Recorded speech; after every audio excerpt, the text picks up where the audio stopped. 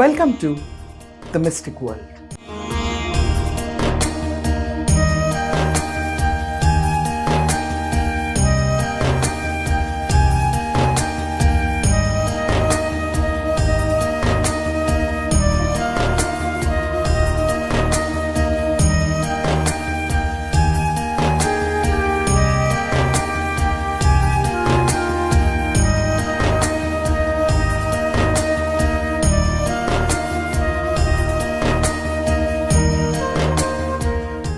మనిషి చనిపోయిన తర్వాత తిరిగి మళ్ళీ బ్రతికించచ్చా? మనిషి చనిపోయిన తర్వాత ఆత్మ ఏం చేస్తూ ఉంటుంది? ఇలాంటి ప్రశ్నలు చాలామందికి మైండ్లో తొలిచివేస్తూ ఉంటాయి. ఎస్పెషలీ వాళ్ళ కుటుంబ సభ్యులు ఎవరన్నా అప్పటికప్పుడు కాలం చేసినప్పుడు ఆ డెడ్ బాడీని ముందుంచుకున్నప్పుడు ప్రతి ఒక్కళ్ళు ఎదురు చూస్తూ ఉంటారు. నిజంగా చనిపోయారా? నిజంగా ఈ మనిషితో మనకున్న అటాచ్మెంట్ ఈ భౌతిక ప్రపంచంలో చూసుకుంటే కనుక ఆలోచనలో వాళ్ళ గురించి ఉన్న థాట్స్ అవనిండి, at the same time emotional bond అవనిండి, అండ్ దేహం ఉన్నంత వరకు ఆ దేహాన్ని గుర్తుంచుకోవడానికి ముందున్న దేహం తప్ప ఇంకే బాండ్ అన్నది మన కళ్ళకు కనిపించదు. అందుకే ఎక్కడ లేని దుఃఖం వస్తుంది మనకి. మనం అబ్జర్వ్ చేస్తే ఇందాక నేను అడిగిన 2 ప్రశ్నలు చాలామందికి మైండ్లో ఖచ్చితంగా వచ్చి ఉంటాయి. చనిపోయిన మనిషిని బ్రతికించగలుగుతామా?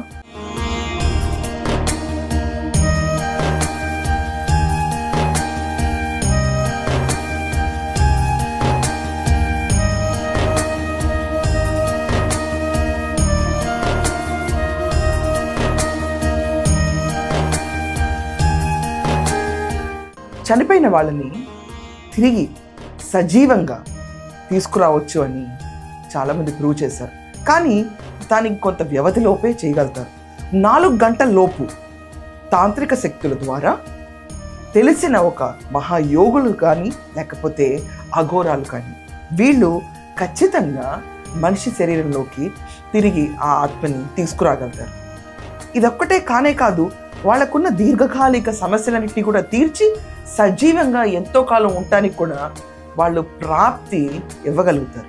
దీనికి పర్ఫెక్ట్ ఎగ్జాంపుల్ ఒక యోగ ఆత్మకథ పుస్తకంలో పరమహంస యోగానంద గారు తనకెంతో ఇష్టమైన ఒక జింకపిల్ల చనిపోతే ఆ బాధని భరించలేక ఆ జింకపిల్లలోకి తిరిగి ఆ ఆత్మని ప్రవేశించబెడితే ఆ జింకపిల్ల బతుకుతూ ఉండి ఒకరోజు ఆ సోల్ పరమహంస యోగానంద గారితో కమ్యూనికేట్ చేస్తుంది. ఏమనంటే, ఇంకా నాతో కాదు, నేను అలసిపోయాను, నన్ను వెళ్ళనివ్వు అని.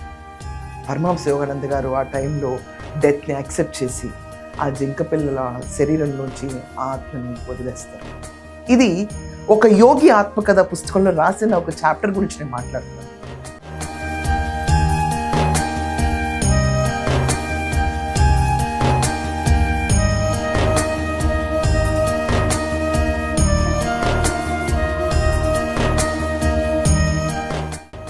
ఎస్, బతికించగలుగుతారు. అండ్ చాలామంది అడుగుతారు, మనిషి చనిపోయిన తర్వాత ఆత్మ ఎక్కడికి వెళ్తుంది? అసలు మనిషి శరీరానికి ఏమవుతుంది? మనం అబ్జర్వ్ చేస్తే ప్రతి ఒక్కళ్ళు డెత్ అన్న వర్డ్కి ఫెమిలియర్ కాదు. వింటూ ఉంటాం, చూస్తూ ఉంటాం, రోజుకి ఎంతోమంది చనిపోవటం గురించి వార్తలు వింటాం. కానీ మన దాకా వస్తే మాత్రం అంతకంటే భయంకరమైన విషయం ఇంకోటి ఏమీ లేదు. మాకు అది రాకూడదు అని మాట్లాడుతూనే ఉంటాం. కానీ మనందరికీ తెలుసు, ఏదో ఒక రోజు మనం మరణించక తప్పదు. సృష్టిలో ఏ జీవైనా మరణించక తప్పదు, మరలా పుట్టక తప్పదు. ఇది తథ్యం. మన సంచిత కర్మల వల్ల మనం ఒక్కొక్క రూపాన్ని ఎంచుకుని వస్తూ ఉంటాం. దాంట్లో బెస్ట్ పొజిషన్, అత్యున్నతమైన పొజిషన్లో ఉన్నది మానవ జన్మ. ఆ మానవ జన్మలో ఉంటూ మనం మన ఆలోచన విజ్ఞతను పెంచుకుంటూ ముందుకెళ్ళాలి.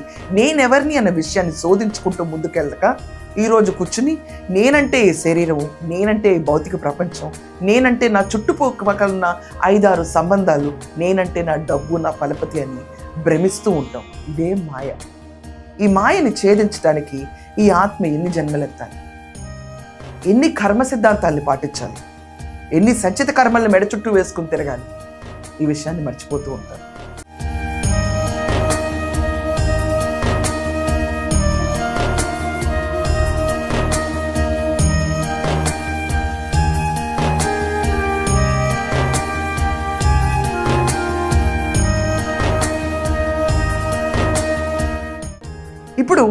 మెయిన్ టాపిక్లోకి వస్తే, ఒక మనిషి చనిపోయే ముందు జస్ట్ ఫ్రాక్షన్ ఆఫ్ సెకండ్స్ ముందు తన జీవితం అంతా చిత్రరూపేణ కనిపిస్తూ ఉంటుందంట. పుట్టినప్పటి నుంచి తను మరణించేదాకా ప్రతి ఒక్క ఫ్రేమ్ తన కళ్ళ ముందు తిరుగుతూ ఉంటుందంట. మనిషి ఎప్పుడైతే శరీరంలోంచి ఆత్మ బయటికి వెళ్ళిపోతుందో they declare him to be dead. అంటే దాంట్లో జీవం వదిలి వెళ్ళిపోయింది. జీవం అంటే ఏంటి? ప్రాణం. ప్రాణం అంటే ఏంటి? ఆత్మ. మనలో ఉన్న పరమాత్మ మన శరీరాన్ని వదిలి మన ఆత్మని బయటకు తీసేస్తాడు. That means the soul has begin its journey. కానీ డెత్ అనేది ఎలా ఉంటుంది? చాలా సుఖమైన గాఢ నిద్రలోకి వెళ్తున్న ఫీలింగ్ ఇస్తుందంట. ఇలాంటి నిద్ర ఎప్పుడూ ఇంతకాలం మనం పుట్టెరిగిన తర్వాత పోలేదు అన్నంత సుఖాన్ని ఇస్తుందంట. ఒక డీప్ స్లీప్లోకి వెళ్తున్నప్పుడు పక్కన వాళ్ళు తట్టి లేపుతూ ఉంటారు చూడండి, లే లే ప్లీజ్ డోంట్ గివ్ అప్ అని చెప్పి. పక్కన చనిపోతున్నాడు, పక్కన చుట్టాలు అవనండి, బంధువులు అవనండి లేపడానికి ప్రయత్నిస్తారు. అది వాళ్ళకి చాలా డిస్టర్బింగ్గా అనిపిస్తుంది.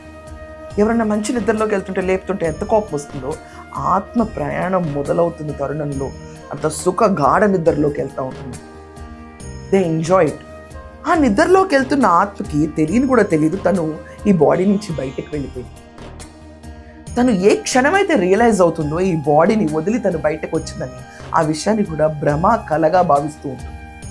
తిరిగి ఆ శరీరంలోకి రావడానికి ప్రయత్నిస్తూనే ఉంటుందంట.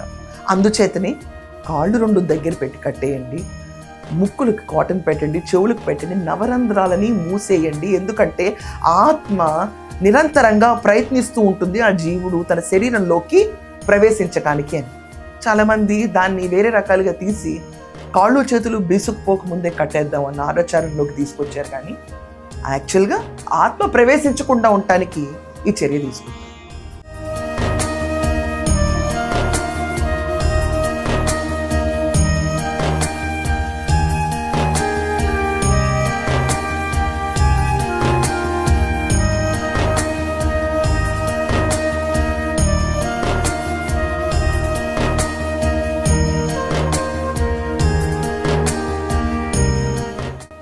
ఆత్మ ఎక్కడ ఉంటుంది మరి?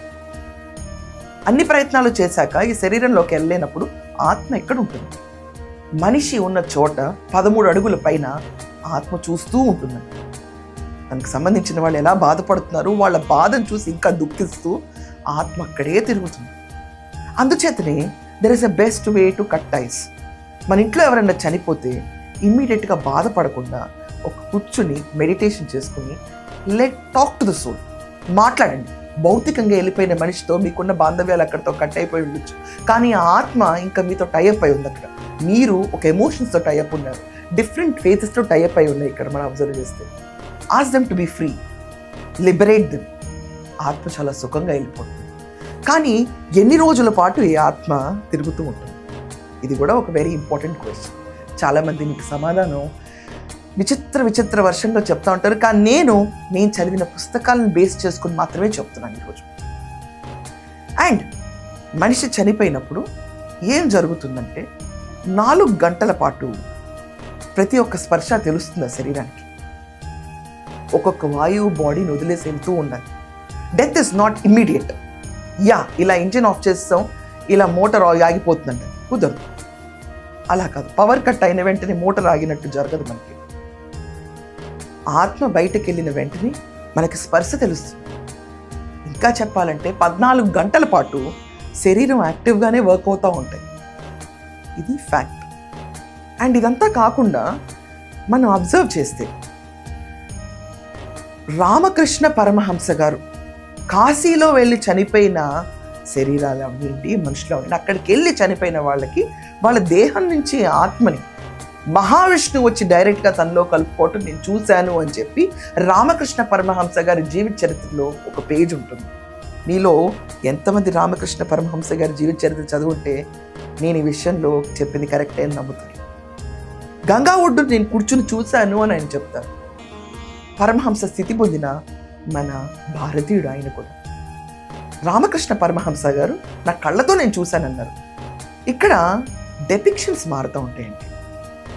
గంగా ఒక పవిత్రమైన చోటు, దాంట్లో డిఫరెంట్ ఎనర్జీ ఫార్మ్స్. ఫస్ట్ మనం చూసుకుంటే భూమి పుట్టినప్పటి నుంచి మనకి వారణాసి ఉందంటారు. At the same time different energy forms అక్కడ ఫ్లో అవుతాయి కాబట్టి అక్కడ మరణించడం కరెక్ట్ అని చెప్పి చాలామంది చెప్తా ఉంటారు. సో ఆ డెపిక్షన్ ఆఫ్ ఫామ్లో ఐడియల్ వర్షిప్లో శ్రీ మహావిష్ణువు గురించి ఆయన తీసుకొచ్చారు.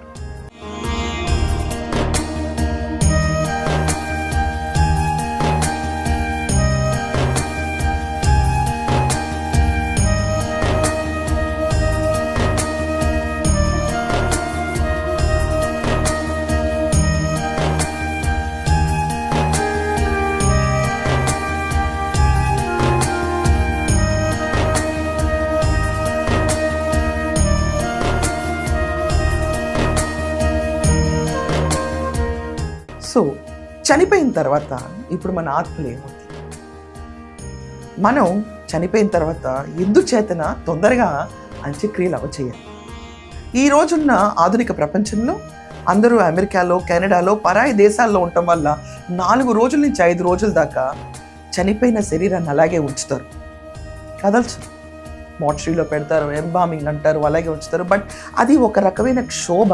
చనిపోయిన ఆత్మకి తను ప్రవేశిద్దామన్న ప్రయత్నం చేస్తూ ఉంటుంది, నిరంతరంగా అలసిపోకుండా. ఇది తన స్వస్థలం, తన గూడు, తన శరీరం ఇది. అలాంటి దాన్ని తను ఇంకా ఉన్నంత వరకు అది నాదే అని నమ్ముతూ ఉంటుంది.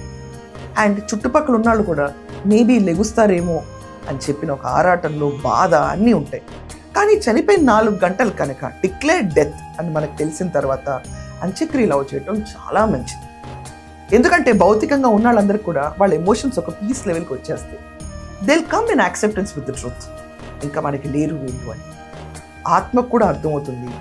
తన స్థానం భ్రంశమైపోయింది, ఇప్పుడు తన సోల్ జర్నీ మొదలవ్వాలి. కానీ అంత ఈజీగా కూడా మొదలు పెట్టాలి. మనం అబ్జర్వ్ చేస్తే మనకి కొన్ని కృతువులు ఉంటాయి. 13 రోజుల పాటు మనకి నిత్యకర్మ చేసేవాళ్ళు నిత్యకర్మ చేస్తారు, అంటే సాగనంపుతూ ఉంటారు ఆత్మని. నువ్వు మొదలుపెట్టి నీ ప్రయాణం ఇంకా ప్రేరేపిస్తూ ఉంటారు. 13వ రోజు పిండ ప్రదానం అయిన తర్వాత అప్పటిదాకా ఆత్మ ఇంటి దగ్గరే తిరుగుతూ ఉంటుంది, వాళ్ళకి నచ్చిన వాళ్ళ దగ్గర తిరుగుతూ ఉంటుంది, తన వస్తువుల దగ్గర తిరుగుతూ ఉంటుంది. 13వ రోజు తర్వాత తన ప్రయాణం తను మొదలు పెడుతుంది. ఎందుకంటే ఫైనల్ సెండ్ ఆఫ్ ఇస్తాం మన మంత్ర రూపేణ ఫైనల్ సెండ్ ఆఫ్ ఇస్తాం, నువ్వు వెళ్ళిరా ఇంకా. అందుకనే ప్రతి ఒక్కళ్ళని మనం అంటాం, ఆత్మ మళ్ళీ తిరిగి రాకుండా, ఆ ప్రేరేపణ లేకుండా ఉండటానికి అస్థికల్ని కూడా మనం పారే నీటి జలాల్లో కలిపేస్తాం, విస్తరించిపోతాయి ఎక్కడికక్కడ. నాదేది అని వెతుక్కునే ఆస్కారం కూడా ఉండదు. ఇదంతా కాకుండా చాలామంది జ్ఞాపకార్థంగా మా అమ్మగారి బట్టలు ఇవి, మా నాన్నగారి బట్టలు ఇవి, నా కూతురు బట్టలు ఇవి అని ఉంచుకుంటారు చనిపోయిన వాళ్ళే. ఉంచుకోకండి. ఆ ఆత్మ తనకున్న DNA వాసన ఏది మీ ఇంట్లో ఉన్నా వాటి చుట్టూ ఎక్కువ తిరగడానికి మళ్ళీ ప్రయత్నిస్తాయి. వీలైతే ఎక్కడైనా కాల్ చేయండి, లేకపోతే ఏదైనా నదుల్లో వదిలేయండి, లేకపోతే ఎవరికన్నా ఏదైనా చేయండి, కానీ మీ దగ్గర ఉంచుకోకండి. ఇంకా సెపరేట్ ఏరియాస్లో పనిచేయండి. గుట్టగా ఒకరికి ఇవ్వడం కూడా ఇది ఒక రకమైన రిచువల్ యాక్చువల్గా.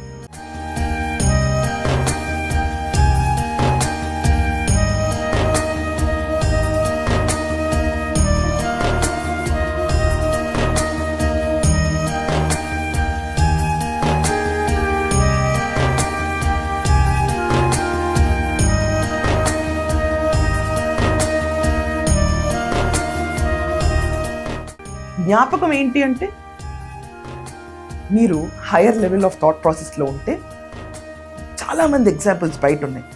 చనిపోయిన ఆత్మలతో మాట్లాడతారు, అది కొంతమందికే సాధ్యం. మరికొంతమంది మెడిటేషన్ అనే మెథడాలజీని తీసుకుని దే కట్ దేర్ టైస్, మరుజన్మకు నువ్వు వెళ్ళిరా అని చెప్పి. ఇదంతా కాకుండా కొంతమంది ఇలాంటి వస్తువుని జాగ్రత్త పరుచుకుని నేను రోజు ఈ గుర్తులతో జీవిస్తాను అనుకుంటారు. అది చాలా తప్పు. వాళ్ళు లేరు, ఇంకా వాళ్ళ చాప్టర్ అయిపోయింది మీతో.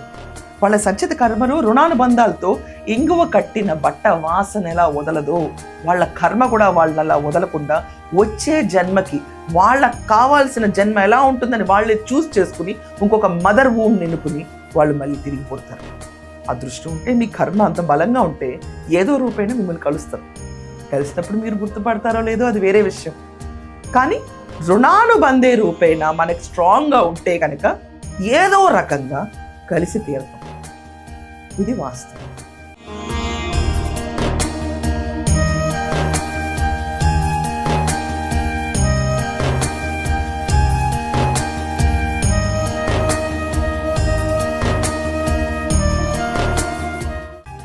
మరి అందరికీ ఇంకొక డౌట్ రావాలి, చనిపోయిన తర్వాత ఈ ఆత్మ ఎక్కడికి వెళ్తుంది? The soul will begin its journey. ఎక్కడికి? ప్రతి ఒక్కళ్ళు ఆలోచించినట్టు మనకి ఇక్కడ భూలోకం ఎలాగో అలాగే ఆస్ట్రల్ వరల్డ్స్ అనేవి మన కర్మ సిద్ధాంతం ప్రకారం మనం చేసుకున్న పుణ్యఫలాల ప్రకారం థాట్ ప్రాసెస్, అగైన్ పుణ్యఫలాలు అంటే థాట్ ప్రాసెస్ రైట్యూస్ వేలో మనం ఉంటే కనుక మహా ఎన్లైటెన్ సోల్స్ యోగుల్ని అక్కడ మనం కలుస్తాం, మనం ట్రైనింగ్ కూడా పొందుతాం. ఇలాంటి వరల్డ్స్ కింద ఉంటాయి అదర్వైజ్. దాని తర్వాత మనకి ఎప్పుడైతే మన కర్మకి సరిపడా ఉన్న భూమి దొరుకుతుందో మళ్ళీ పుట్టక సైకిల్లోకి వస్తాం, మళ్ళీ జన్మిస్తాం, మళ్ళీ మరణిస్తాం. సో చాలా సింపుల్ అండి. If you are worried about death, you will not understand death. Be prepared for death. వచ్చి తీరుతుంది, ఈరోజా రేపా కొన్నేళ్ల తర్వాత. బట్ మరణం మాత్రం నిజం, మళ్ళీ పుట్టడం నిజం, మధ్యలో జరిగేది మొత్తం అబద్ధం. ఈ అబద్ధం మీద వృధా ప్రయాస టైంని వీక్షించకుండా నేనెవరిని అని ఆలోచించుకుంటూ తన జీవనాన్ని తను కొనసాగించగలిగితే గనక ఈ సంచిత కర్మల నుంచి బయటపడటానికి చాలా ఆస్కారం. ఇది నేను కాదు, నా పేరు నేను కాదు, ఈ శరీరం నేను కాదు, నేను వీళ్ళ కూతురుని కాదు, నేను వీళ్ళ భార్యని కాదు, నేను వీళ్ళ అక్కని కాదు, నువ్వే. ఆ నువ్వెవరో నీకు తెలుసా? అది తెలుసుకున్న రోజు మరణమైనా జననమైనా ఒకే రీతిలో కనిపిస్తుంది. అది చెంచనం లేని మనస్సు. సో నెక్స్ట్ ఎపిసోడ్లో ఆస్ట్రల్ వరల్డ్ గురించి డీటెయిల్గా ఎక్స్ప్లెయిన్ చేస్తాను. సోల్ జర్నీ గురించి ఇంకా డీటెయిల్గా ఈ మిస్టిక్ సైన్స్లో I will dive you all deep. That's all for now. Thank you.